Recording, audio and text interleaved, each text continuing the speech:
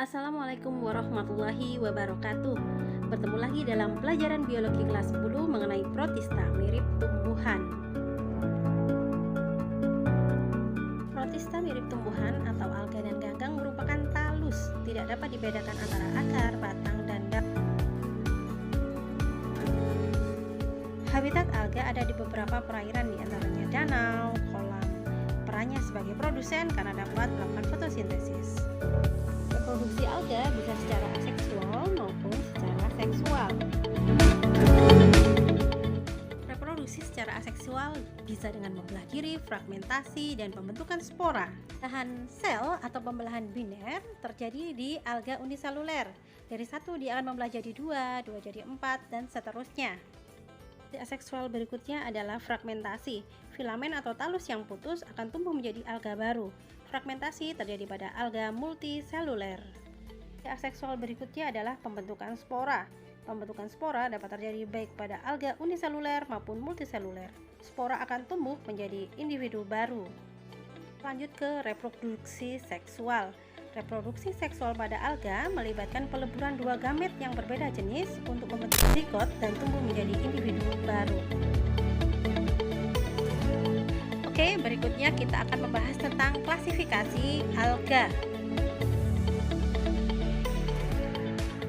Klasifikasi alga berdasarkan dominansi pigmennya, alga dikelompokkan menjadi 7, yaitu Euglenophyta, Pyrophyta, Bacillariophyta, Chrysophyta, Phaeophyta, Rhodophyta, dan Chlorophyta.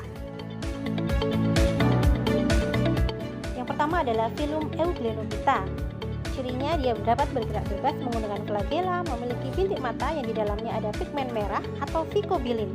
Contohnya adalah Euglena.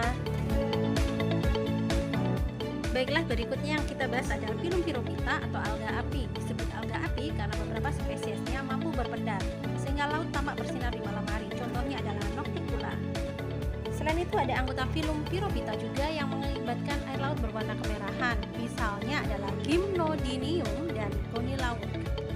Alga api juga disebut sebagai dinoflagellata karena sebagian besar anggotanya memiliki dua flagella. Alga api memiliki pigmen beraneka ragam antara lain kuning, coklat, merah, tergantung pigmen dominannya. Berikutnya adalah filum Bacillariophyta atau diatom. Contohnya adalah Navicula. Dinding sel diatom terdiri atas silika hidrat, terdiri atas dua bagian yaitu wadah dan tutup.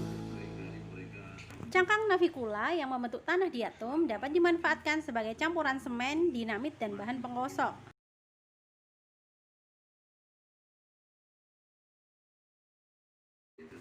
Berikutnya kita akan membahas tentang filum Chrysophyta atau alga keemasan. Contohnya adalah Ochromonas. Contoh lain dari Chrysophyta adalah Dinobrion yang membentuk koloni. Warna emas dihasilkan dari pigmen karotenoid dan xanthofil.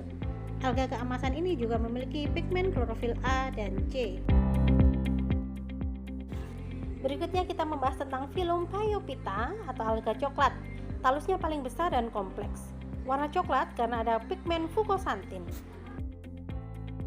Contoh filum Phaeophyta adalah Laminaria dan Macrocystis.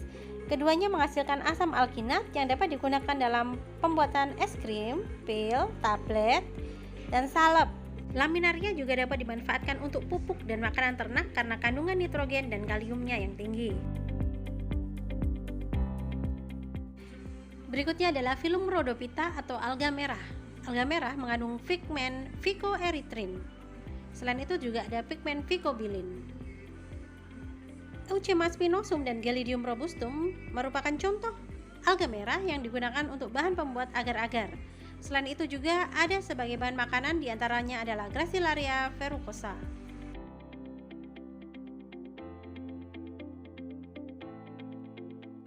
Berikutnya kita membahas tentang filum Chlorophyta, yaitu alga hijau. Alga hijau memiliki pigmen berwarna hijau karena mengandung klorofil A, B, dan karotenoid. Contoh dari alga hijau adalah ulva atau selada laut.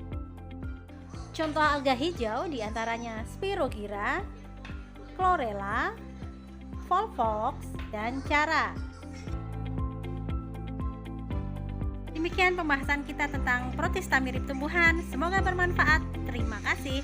Wassalamualaikum warahmatullahi wabarakatuh.